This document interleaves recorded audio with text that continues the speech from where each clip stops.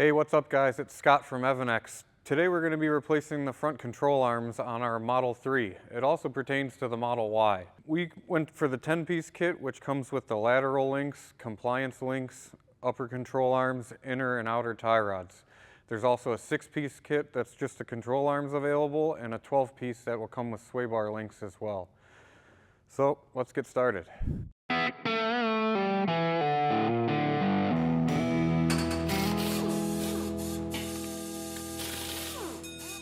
The symptoms to look for when you may need to replace your control arms will normally be you can get some noise from knocking sounds, you get some squeaking noise from bushings, you can even get like self-steering where the car feels like it's like wandering on its own because the bushings are so worn. I've seen it where tires will actually hop because the bushing will be completely blown out.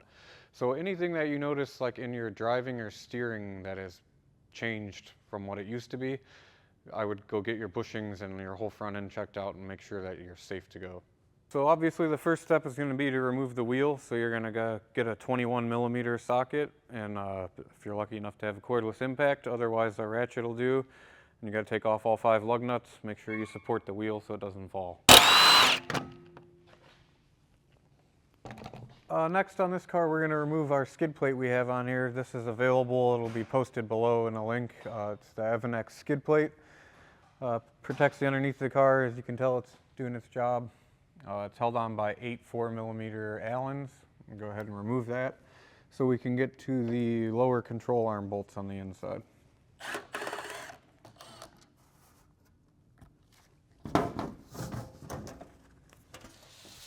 Alright, so to do the upper control arm bolts on the inside, you have to pull the strut mount, like the carrier for the upper control arm and the strut. You have to remove it and swing it out far enough to get the bolts out, because right now they're hitting the body and you cannot get the bolts out, so you can't do them without pulling it. They want you to drop the whole thing out, but we're going to try doing it with just dropping it, pulling it out towards us, and hopefully we have enough room. Swap the bolts in the control arm, put it back in. To do that, you have to pull out all of this plastic that's in here, because the strut mount nuts are underneath of this panel. The first part is going to be pulling this off, and this you just slide your fingers up under, get a little gap there, slide your fingers under as far as you can and just lift up, and it'll pop out of there. It's got just plastic clips holding it in. Then the next step will be, there's 2 10mm, one here, you just push here and this will pop up and you can get to the bolt. And then underneath of this carpet there's 2 more bolts, and then this whole piece will just lift up out of there.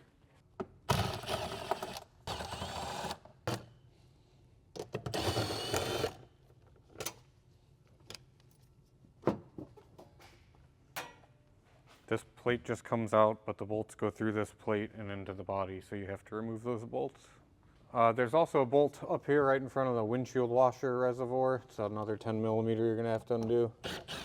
The next step is to grab this piece that has the little light on it, and you're going to try to slip your fingers up underneath. You could use a plastic prying tool if you have one, but you should be able to get your fingers under there and just lift it straight up. It'll come out of there. You have an electrical plug here. Then you have 2 more 10mm.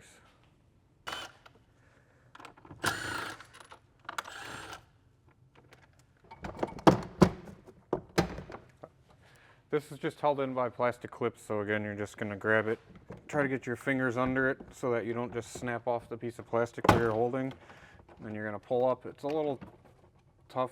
You might feel like you're going to break it, but it's pretty durable. You have the 4 bolts up top. You have one here, one here, one here, and then there's one hidden under here.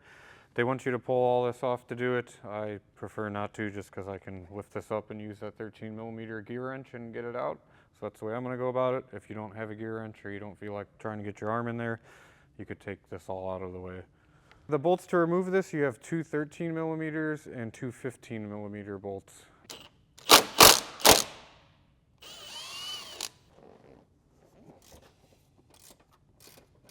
All right, we're going to do the upper control arms first, so we have something to hang all this from before we disconnect the lowers.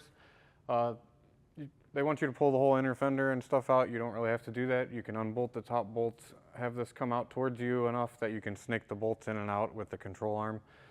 You just got to be careful you don't pull this too far and pull your axle out. So as long as when you disconnect this, you don't let this flop, you'll be fine. You could tie it up with a bungee cord or whatever you have, or just make sure you don't let that happen. The first step is going to be taking the sway bar link off, which is an 18mm and a T40. And then I will undo this lower shock bolt, which is a 21mm. You need a socket and a wrench. And then for the actual upper control arm bolts, I'm going to crack these loose before I bring it down and unbolt the top, and those are 13mm. And then this is a 16mm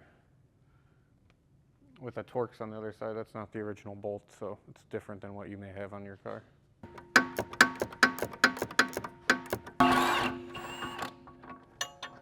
All right, as we mentioned before, we went with the 10-piece kit here. We do recommend going with the 12-piece if it's in your budget. You get these sway bar links here, and ours have been replaced, and I still had a hard time getting them disconnected. Normally, if they have not been replaced, you will ruin it getting it off, and when you put it back on, you will have a knocking noise.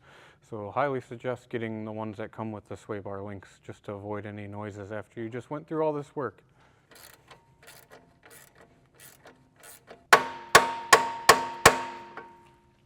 Now that this is done, you can just pull it out past here, and I can even use my ratchet.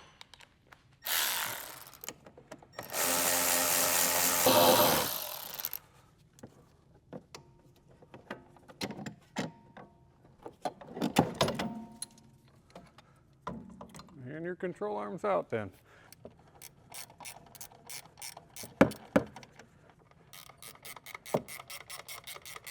All right, so if you notice when I ran those bolts in, I didn't run them in tight. I just ran them in until they just about stopped. So this will still move because you want to torque this at ride height along with a few of the other parts on here. So at the end, I'm going to use a pull jack to get it at ride height and torque everything at once at the end. So after you have the upper control arm in, you're going to go ahead and bring it down, and then you're going to grab the strut mount and you're going to stick it up, line it up to the holes, and start the bolts up top, the 215s and the 213s. I did the other one myself, and now my back hurts because I'm old, so we're going to do this off camera because Grant's going to help me, and that way I don't injure myself.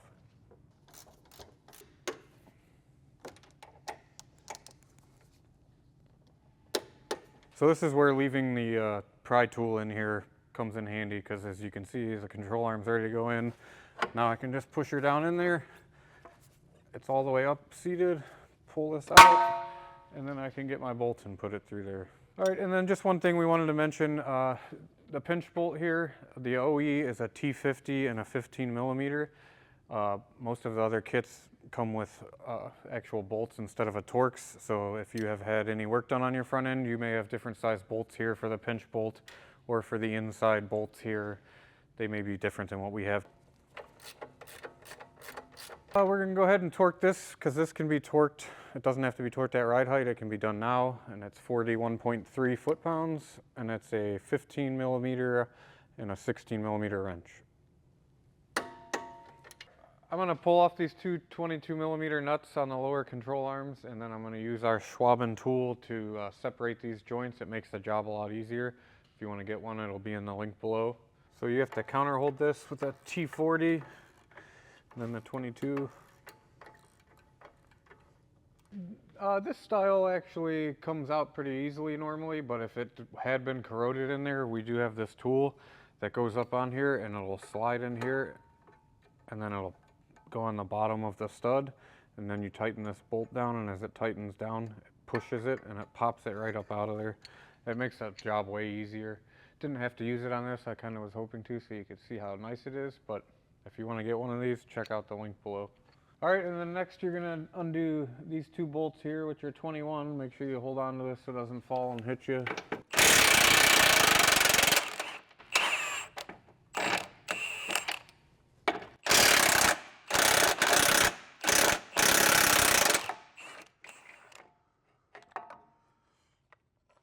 All right, so now that that arm's out of the way, I'm going to undo this one, which is also a 21, and then take this arm out of the way. One thing to note is the bolts that attach to the subframe all are torque to yield, so they need to be replaced every time that they're removed and installed.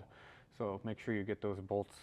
This bolt in the rear has a nut on the top. It doesn't have a welded nut like the front two, so you actually have to get a 21mm wrench up inside to hold this while you loosen it.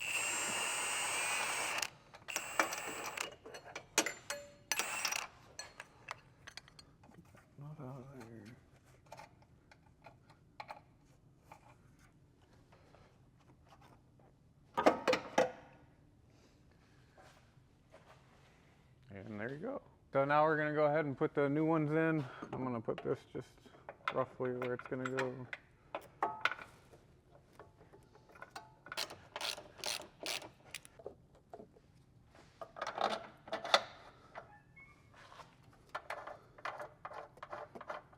All right, and then we're going to torque these. The curved ones get torqued to 84.8 foot-pounds.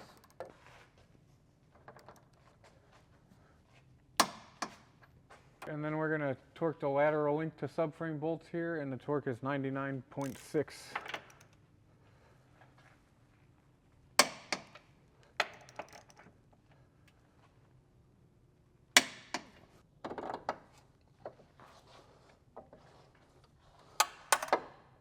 So when you go to install these, you're going to want to have a jack or a pull jack to support the, like the hub is what I'm supporting it by here. You're going to want to leave these bolts loose and leave this bolt loose until you get all these started in here, and you're going to want to tighten these first, and then you can torque these down after you have these tightened. And then the compliance arm to the knuckle is 132.7 foot-pounds.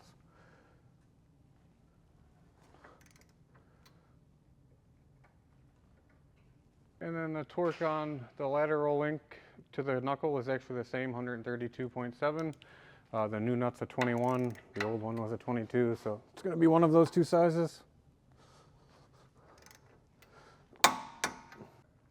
Next is going to be trying to get the shock fork onto the lateral link here. Got to line it up, and you'll have to pull down on this. Since it's not attached to anything, it may want to lift back up, so you may need a second set of hands.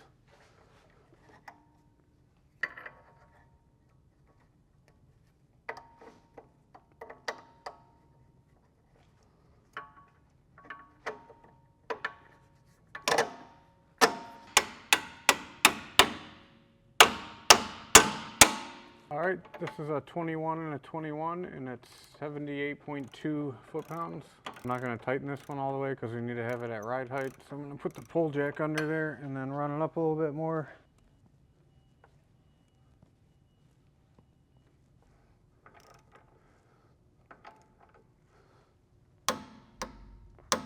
And then your stabilizer link to the strut gets torqued to 72.3.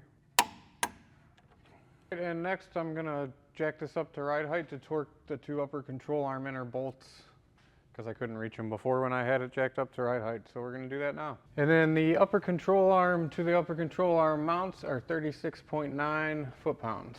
Alrighty, so we got all the control arms in now and everything's torqued. We're going to do the inner and outer tie rods next. To do that, you got to take off this 22 millimeter nut.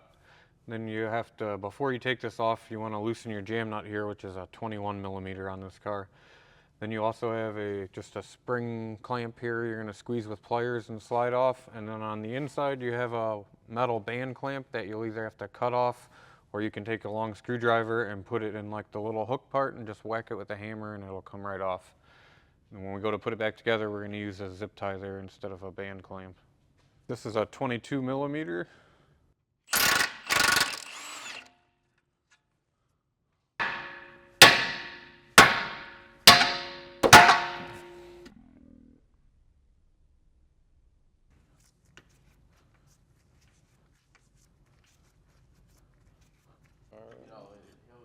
So on the inside there's a one-time use clamp where you put it on and you squeeze it with like pliers that are like a side cutter pretty much. It's a tool made for it.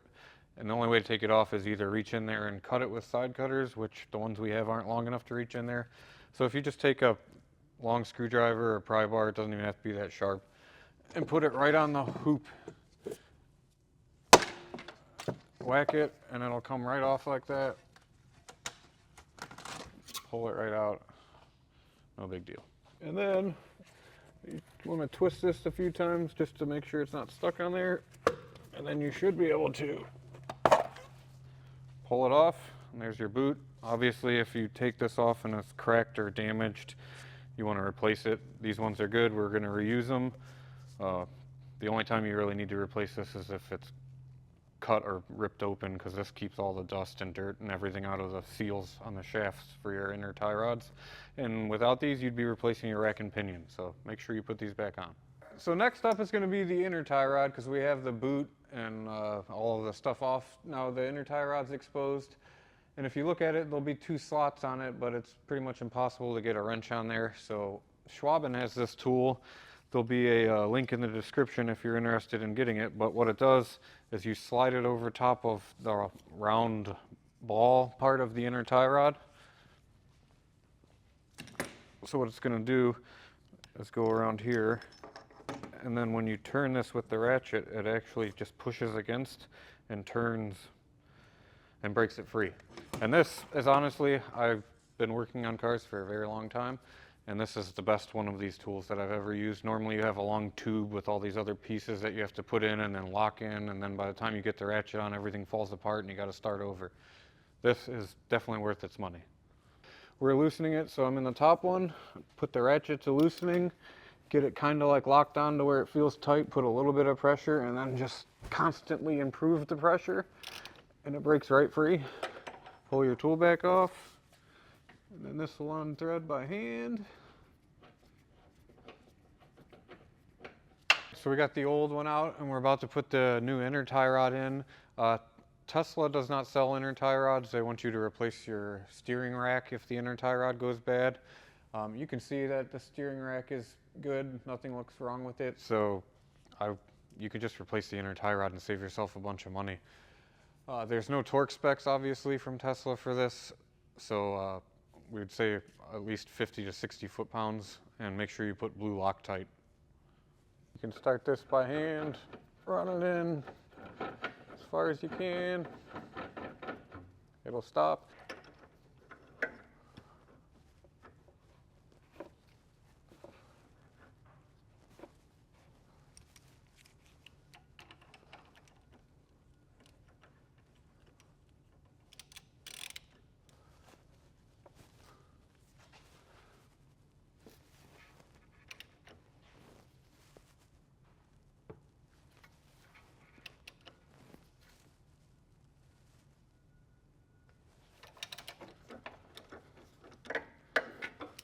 All right, so next you slide your boot on. We're gonna push it on all the way, make sure it gets back on as far as it was before.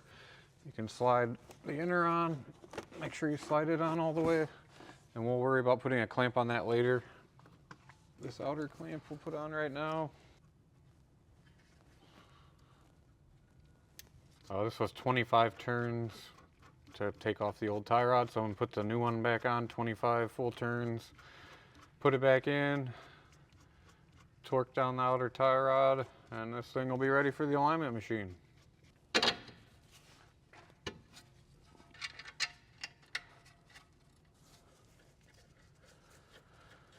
You have to counter hold the tie rod with a 10 millimeter, and then I have a 21 gear wrench, luckily. So this is 132.7 foot-pounds. All right, so the last thing we got to do here is put this zip tie on the inner boot here. You'll see it's like slid all the way on to the inner part of the rack. There's a spot where it'll sit for a clamp to go around. You're just going to put it up on there and then get a zip tie.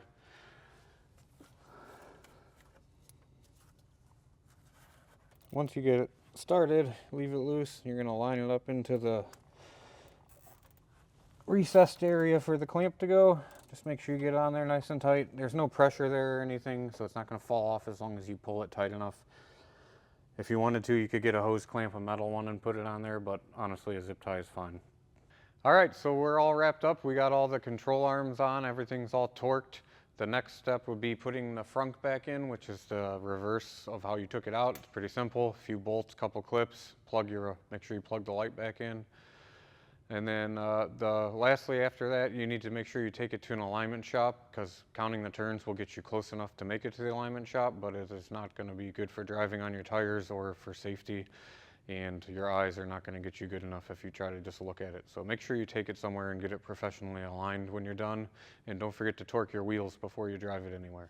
One thing I wanted to mention, obviously we only film one side when we're doing this. This morning I came in and did the other side, and I found something that'll make the job a lot easier. Originally when I did the compliance arm and ladder alarm, I unbolted both from the knuckle at the same time, and they separated, and then the whole knuckle and upper control arm dropped, and it made it very difficult when you're getting it back in. You'll see I had to use Grant to help pull the arm down. Well, if you do one at a time, it makes the job way easier. I was able to do it myself this morning and hardly any struggling. So when you do it, make sure that you do one of the lower control arms at a time. Don't try to do them both at once like we did the first time. The specialty tools and the control arms that were used in this video are going to be linked in the description below. Make sure you like, comment, and subscribe for more EV content.